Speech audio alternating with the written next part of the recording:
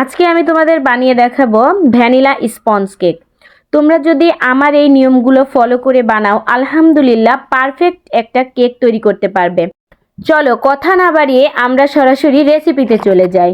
আমি এখানে 3টি ডিম ব্যবহার করেছি। 3টি ডিমের কুসুম আলাদা করে একটি পিরিজে উঠিয়ে রেখেছি। অল্প পরিমাণে চিনি দেব আর ডিমের ফর্মটি আমরা তৈরি করে নেব। তোমরা যদি এখানে বিন্দু পরিমাণে কুসুমের অংশ রেখে দাও তাহলে কিন্তু ফর্ম তৈরি হবে না। আর চিনির পরিমাণটা অবশ্যই অল্প অল্প করে অ্যাড করবে, তাহলে ফর্মটা তৈরি করতে সাহায্য করবে আর চিনিও গলে যাবে। তোমরা কিন্তু চাইলে গুঁড়ো চিনিও ব্যবহার করতে পারো। আমি এখানে আস্ত চিনি ব্যবহার করেছি কারণ আমার চিনিটা ছিল প্যাকেটের চিনি। এরকম করে 5 মিনিটের মতো যদি তোমরা বিটার ঘোরাও, আলহামদুলিল্লাহ তোমাদের ফর্মটা তৈরি হয়ে যাবে। দেখো আমার ফর্মটা প্রায় হয়ে এসেছে। আর তোমরা বিটারটা একাধারে ঘোরাবে না, 40 সেকেন্ড 50 সেকেন্ডের মতো ঘোরাবে, আবার 20 সেকেন্ড রেস্ট দিবে। তাহলে দেখা যাবে বিটারটা অনেক দিন ব্যবহার করতে পারবে। বিটারের কয়েল যদি গরম হয়ে যায় পুড়ে যাওয়ার সম্ভাবনা থাকে। আমার ফর্ম করে নেওয়া হয়ে গেছে। এখন আমি কুসুম আর এর সাথে ভ্যানিলা এসেন্স দিয়ে দেব। আমি কোন ব্র্যান্ডের ভ্যানিলা এসেন্স ব্যবহার করি তোমাদেরকে আগের ভিডিওতে দেখিয়েছি। এখানে দিয়ে দিয়েছি 1 চামচ পরিমাণে বেকিং পাউডার, 1/2 চামচ পরিমাণে বেকিং সোডা। কেকের এই উপকরণগুলো মেশানোর পরে তুমি 2 মিনিটের বেশি বিট করতে পারবে না, বিট করলে ফর্মটা দেবে যাবে। আমি অফ ক্যামেরায় ময়দার সাথে ডিমের যে ফর্মটা তৈরি করেছিলাম এটা মিশিয়ে নিয়েছি। যদি পুরোটা দেখাতে যাই আমার ভিডিও অনেক লং হয়ে যায়। তোমরা যখন এটা মিশিয়ে নেবে অবশ্যই আলতো হাতে আস্তে আস্তে করে মিশিয়ে নেবে। বেশি জোরে জোরে যদি ময়দার সাথে ফর্মটাকে মেশাতে যাও দেখা যাবে ফর্মটা ভেঙে যাবে, কেকটা কিন্তু তখন আর স্পঞ্জি হবে না। তাই বলছি তোমরা এটা আলতো হাতে মিশিয়ে নেবে। আর আমি এই কেকটা আমার ওভেনে বেক করে নিব। ওভেনে কেকের যে ফাংশন আছে আমি সেখানে কেক ফাংশনে চাপ মেরে দিলেই দেখা যাবে যে আমার ওভেনে 45 মিনিট এমনিতেই নিয়ে নেয়, কিন্তু স্পঞ্জি কেকে 45 মিনিট লাগে না। 30 মিনিট হয়ে যাওয়ার পরে আমি এটা বের করে ফেলি। 45 মিনিট যদি আমি পুরো হিট দিতে যাই দেখা যায় উপরের অংশটা পুড়ে যায় না, বাট পুরার মতো কালার হয়ে যায়। এই জন্য আমি এই যে 45 মিনিট দেখো দিয়ে দিলাম, কিন্তু আমি 45 মিনিটের আগেই কেকটা বের করে ফেলবো। দেখো আমি 30 মিনিটে কিন্তু কেকটা বের করে ফেলেছি। আলহামদুলিল্লাহ আমার কেকটা অনেক স্পঞ্জি আর দেখতেও অনেক কালারফুল হয়েছে। আমি এই কেকটার যে পিছনের যে কাগজটা সরিয়ে নিলাম। দেখো তোমাদেরকে দেখাই, আলহামদুলিল্লাহ অনেক সফট হয়েছে। এমনকি উপরের অংশটা কিন্তু হার্ড হয়নি, দেখা যাচ্ছে যে একটু শক্ত মতন, কিন্তু হার্ড না। আমি এ পর্যায়ে স্লাইস দিয়ে কেটে নেব।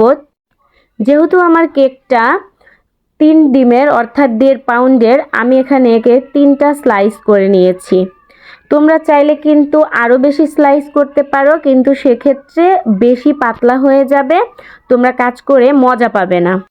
আমি কেকে যে সুগার সিরাপটি ব্যবহার করব এটার মেজারমেন্ট হচ্ছে 1/2 কাপ চিনির সাথে 1 কাপ পানি দিয়ে বানিয়ে নিয়েছি। দেখো সুগার সিরাপটা কিন্তু খুবই জরুরি। সুগার সিরাপ ছাড়া এই কেক মুখেই দেওয়া যাবে না, গলায় আটকে যাবে। তোমরা অবশ্যই সুগার সিরাপ পরিমাণ মতো দিয়ে নেবে। আমি একটা বোতলের ভিতর ব্যবহার করেছি। চামচে ব্যবহার করলে হয় কি কোথাও বেশি পড়ে যায় কোথাও কম পড়ে যায়। আমার পেজে অন্য আরেকটা ভিডিওতে আমি এই কেকের যে ক্রিম এটা কিভাবে তৈরি করে সেটা আমি দেখিয়ে দিয়েছি।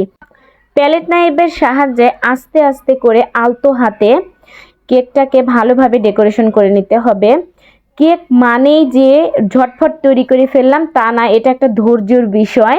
এটা যদি তুমি তাড়াহুড়ো করে করতে যাও কখনোই ফিনিশিং আনতে পারবে না। আমি প্রত্যেকটা লেয়ারেই ভালোভাবে সুগার সিরাপ মিশিয়ে দিচ্ছি, তারপরে আমি এই প্যালেট নাইফের সাহায্যে ক্রিমগুলো ভালো করে লাগিয়ে দিচ্ছি। তোমরা যদি চাও প্যালেট নাইফ না থাকলে ছুরির সাহায্যেও এটা করতে পারো। যেহেতু কেক বানানো শিখবেই তাহলে প্যালেট নাইফ কিনে নেওয়াই ভালো। যত বেশি কাজ করবে তোমার হাতের ফিনিশিং তত ভালো আসবে। আমিও যখন প্রথম পর্যায়ে কাজ শুরু করেছিলাম আমার কিন্তু অত ভালো ফিনিশিং আসেনি। আর অবশ্যই এটা আস্তে আস্তে করতে হবে, আস্তে আস্তে করলে কাজের ফিনিশিং আলহামদুলিল্লাহ ভালো আসবে। আর তোমরা যদি এইভাবে কেক বানাও আলহামদুলিল্লাহ একটা পারফেক্ট রেজাল্ট পাবে।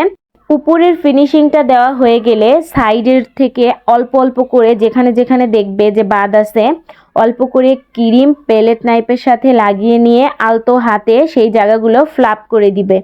আমি এই কেকটা ডেকোরেশন করেছি যে নজেলটা দিয়ে, সেটা হচ্ছে 2D নজেল। তোমরা চাইলে অন্যান্য নজেল দিয়েও কাজ করতে পারো। আমি সহজ যেটা ভেবেছি সেটা দিয়েই কাজ করেছি। আমি নজেলটাকে পাইপিং ব্যাগে ভরে নিয়েছিলাম আগেই। দেখো সাদা দিয়েই কাজ করছি। আমরা সচরাচর কালার খেতে বেশি পছন্দ করি, কিন্তু কালারটা খাওয়া উচিত না। কালারে যেহেতু রং থাকে, অবশ্যই অন্যান্য পদার্থ আছে রঙের জন্য। তোমরা চেষ্টা করবে কালার ছাড়া খাওয়ার। তবে বাচ্চারা দেখা যায় কি যারা বেশিরভাগই কালার পছন্দ করে, আমারও এই কেকে কালার ব্যবহার করতে হয়েছে। আমি তোমাদেরকে কি বলবো, দেখো আমার কেকের প্রায় ফিনিশিংটা অনেক সুন্দর আসছে। আর আমি এইখানে এই 2D নজেল দিয়ে ছোট ছোট ফুল করে নিচ্ছি। অনেকে বলে যে অনেক সময় দেখা যায় যে ক্রিম গলে যায়, ফুল হয় না। আমি প্রায় 6 মাসের মতো কাজ শিখেছি, আমার এ পর্যন্ত এরকম সমস্যা হয়নি। তোমাদের যদি এরকম সমস্যা হয় তাহলে অবশ্যই ক্রিমটাকে নর্মালে রেখে কাজ করতে হবে। 5 মিনিটের জন্য বাইরে বের করবে, আবার ফুল তৈরি করবে, ডেকোরেশন করবে, আবার নর্মালে রেখে দিবে। অনেক সময় দেখা যায় রং মেশানোর পরে ক্রিমটা হালকা পাতলা হয়ে যায়। এটা কোনো টেনশনের কারণ না, এটা আমারও হয়। কারণ আমার সাদাটা ফুল যেরকম স্টিক হয়েছিল, আমার এই নীল কালারের ফুলটা ওরকম স্টিক হয়নি। অর্থাৎ বেগুনি কালারের যে ফুলটা আমার, এটা কিন্তু হালকা একটু নরম টাইপের হয়েছে। এরকম হইতেই পারে, এটাতে কোনো সমস্যা নেই। রং মেশানোর পরে ক্রিম একটু নরম হয়ে যায়, এটা একদমই স্বাভাবিক ব্যাপার। এটা সিরিয়াসলি নেওয়ার কোনো দরকার নেই। আর তোমরা যখন কেক তৈরি করবে অবশ্যই যে ক্রিম আছে ক্রিমটা আধা ঘন্টা আগে বের করে রাখবে। হুইপ ক্রিমটা যদি বেশি বরফ থাকে তাহলে ভালোভাবে ক্রিমটা তৈরি হয় না। দেখো তোমাদের সাথে কথা বলতে বলতে আলহামদুলিল্লাহ আমার কেকটা কত সুন্দর দেখা যাচ্ছে। আমার এই কেকের রেসিপি যদি তোমাদের কাছে ভালো লেগে থাকে অবশ্যই যারা ইউটিউব থেকে দেখছো সাবস্ক্রাইব করে দিবে, আর যারা ফেসবুক পেজ থেকে দেখছো তারা অবশ্যই ফলো দিয়ে পাশে থাকবে। সবার জন্য অনেক অনেক ভালোবাসা রইল।